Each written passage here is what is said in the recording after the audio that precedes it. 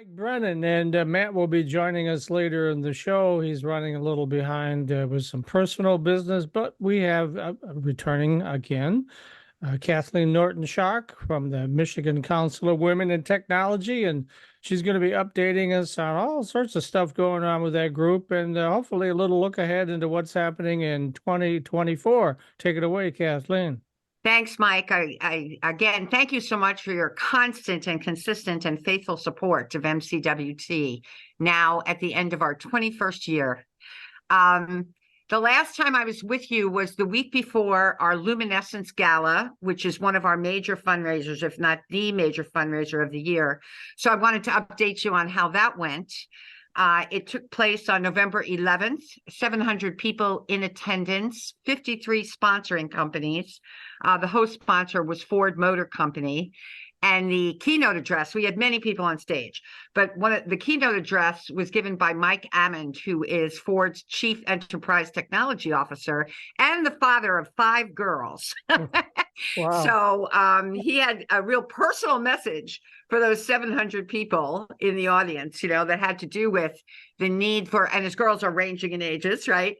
The need for technology to be further emphasized, STEM education in general, to be further emphasized to girls of all ages, including his own. So he was very inspirational to the group. And it was, as it has been probably since its inception, the IT prom, right, was very successful. We raised on the top line, not taking into account expenses, we raised $512,000, over $500,000. And as you know, we do a lot in Michigan. So that money is always gratefully accepted.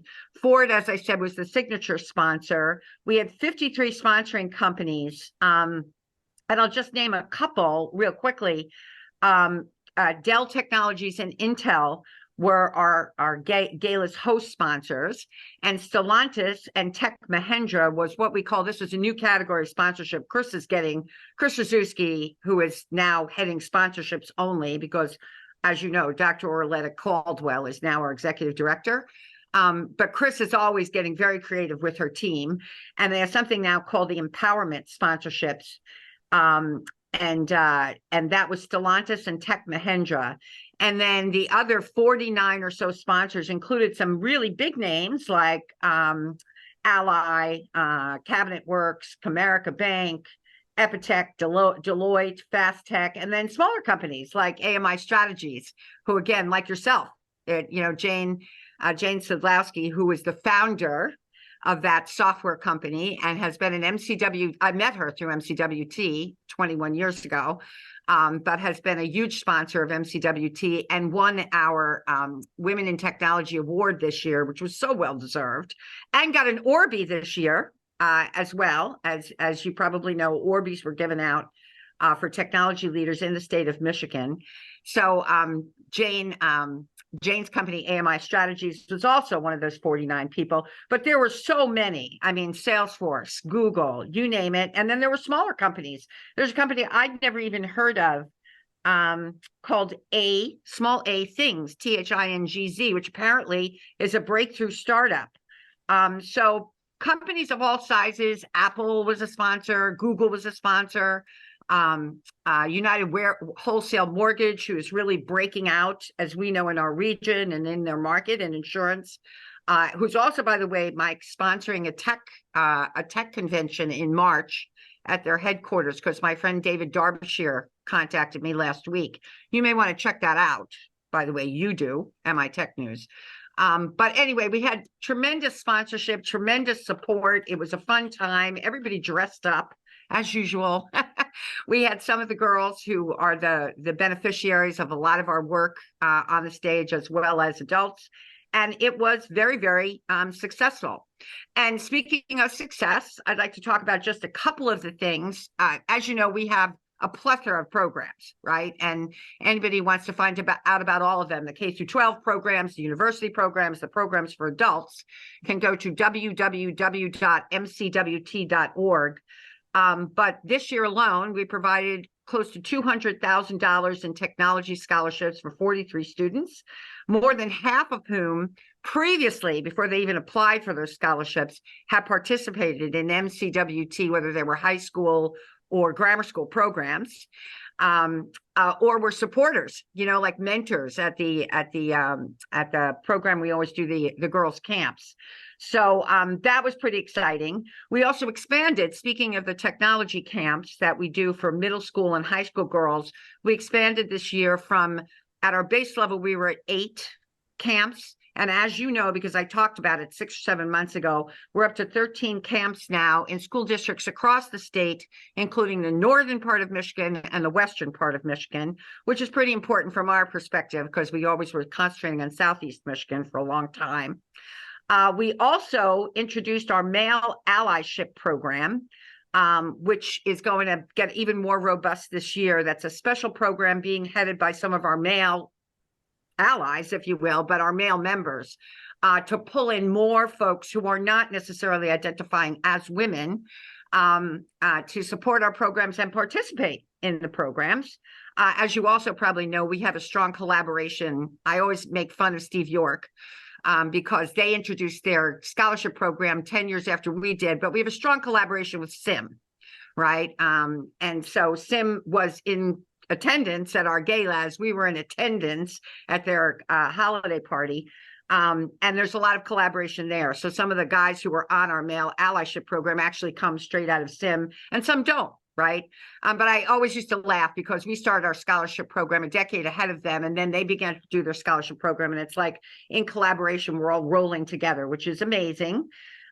We also are introducing, and I'm on the team for this, something called Women Techpreneurs, which I'll talk more about the next time I'm on your program in January or possibly February. But where we're not trying to supplant any of the very strong organizations who sit in our community and try and encourage tech startups. But we believe that there is a place for just a program that just focuses on girls and women. And so we're there to more or less support and collaborate. That's one of my favorite words, right? But we're in co-opetition with some of the other programs that do that sort of thing. So we'll talk about that. I'm trying to think if there was anything else. There were so many exciting things we did this year. I would like to talk about, because there's an upcoming deadline, our scholarship area. As you know, in over 18 years, because we were 2 years into our inception, or almost 3 years into our inception, when we really got formal about our women's scholarship program. So we've given away now close to $3 million in scholarships. And we're back at it again under the leadership of GM's Marissa Bond.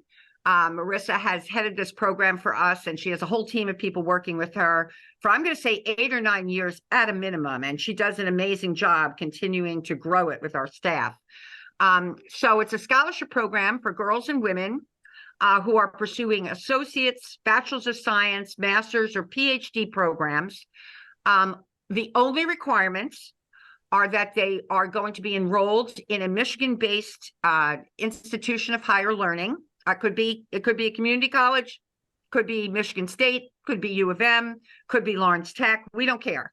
And coming into that, the girls and the women have to have if they're coming to us and let's say their sophomore year, they'd have to show a minimum of a 2.75 GPA. Prior to that, they'd have to be pretty high achieving in their high school careers. And the deadline to apply for the scholarship is January 31st of 2024. So this year's scholarship, as I said, last year we sponsored 43 girls and women. This coming year, maybe more. We'll have to see. And because sometimes we've gotten feedback that some of the girls and women and or those people who are helping them sometimes have a hard time with the application. We are having 2 separate, this is the first year we're doing 2 of them. We're doing 2 separate informational sessions. One is going to take place on December 19th. The other is going to take place on January 8th. Both of those, if people can make it, should be in person at our office in Southfield. But if you need to do it online or you want to just get in touch with the scholarship committee, the email address is scholarships, SCHOLARSHIPS @ MCWT.org. And someone from the scholarship committee will answer any questions via email with you. I have a quick question. Typically, ballpark figure, what are these scholarships? A couple $1,000 more or less, or what? Oh, so they can go as high as 5 or 10,000, depending upon the sponsor and the scholarship itself. But yeah, they're in the lower thousands, right? And we've given stipends over the years. When someone couldn't qualify for a scholarship, we've done stipends for them to help with things like books, but more often with technology equipment, right? Or we've gotten donations of equipment, which is part of the stipend program. So a few $1,000s is usually the minimum. Sometimes it's higher. Okay. The other thing we do as part of the program is that, and actually you could kind of do the math by dividing up the number that I gave you before, right? The 197,000 by 43 students, right? That was last year's scholarship program. So can't do that in my head, but I'm glad you asked the question. The other thing we started doing in the last several years, which I think is just as beneficial in some ways as the money, is we assign a mentor to every single scholarship recipient or stipend recipient, but they're mainly scholarship recipients, so that you will get a qualified mentor who herself has been in technology for maybe a long time to help guide you through your academic program. They may also be STEM educators, right? So that's pretty exciting. And that was the thing I wanted to focus on today, was what we were doing with scholarships, since we do have an impending deadline. The other thing is Giving Tuesday, is not as big a fundraiser for us, but we did pretty well on Giving Tuesday. And what we've done is we've extended the Giving Tuesday. As you know, that's always the Tuesday after Black Friday, right? We've extended our Giving Tuesday deadline. And anybody who wanted to make a donation outside of any of our major events, if you want to make a donation to MCWT, I would suggest you go to our LinkedIn, which I happen to be one of the main first of all, I started it, but I'm also one of the administrators of, and we have quite a few people following us on LinkedIn. And if you go to our LinkedIn page, we have it pinned on the top of the page, our Giving Tuesday pledge. And what's great about that, Staria Coppins, who you've met, Mike, did this great ad, I guess you would call it. But on top of that, there are links to a variety of videos that talk about all the girls we've supported and all the folks in mid-career that we've supported, as an example, or people who are later in their career. Because as you know, we do a plethora of programs now that don't just handle girls anymore, right? We have big programs, some really extensive ones for our membership, and then for people who are prospective members. So that was something I wanted to mention. That if you are interested in learning more about us, and the website is large and there's a lot to it. So going to it, I would say, if you're going to go to our website, give yourself 20 minutes to hit all the links and go through all the areas, the categories, and go to our media site, et cetera, because there's a lot of information. And then if you just want to look at donating to Giving Tuesday, or also just look, every week we put up usually statistics and information about women in tech, go to our LinkedIn site. Which again, that's been active for as long as I've been active on LinkedIn. So that would be from 2007 forward. So it's a long, robust account. Then finally, I'm just going to give you a save the dates announcement here.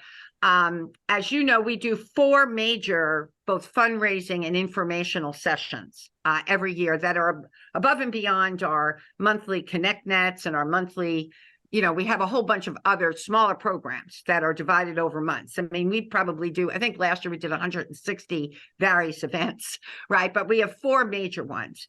And on May 14th, ECS, which is the Executive Connection Summit, which last year you went to, Mike. We had rolling throughout the day, almost 1,000 people there. It is a gathering of technology executives or would-be executives or mid-market people in technology, or people who are just joining the field, right? And we always have a very exciting program. That's taking place on May 14th. And again, it'll be at the Suburban Center in Novi. The best golf outing of the summer, there's 2 of them. One for Southeast Michigan is taking place on July 22nd, and the one for Western Michigan is taking place on September 16th. And then finally, we'll be in our 21st year of our gala, and this coming year in 2024, it will be held downtown again on November 9th. And I talked a lot about the gala at the first part of this. So I think that's it from my side. Is there anything else? Do go to www.mcwt.org and check out as much as you can. But as I said, give yourself at least 15 or 20 minutes if you really want to understand some of what we're doing. And people have told me they can spend a good hour there if they're looking at both K through 12 and university and all the adult programs that we do.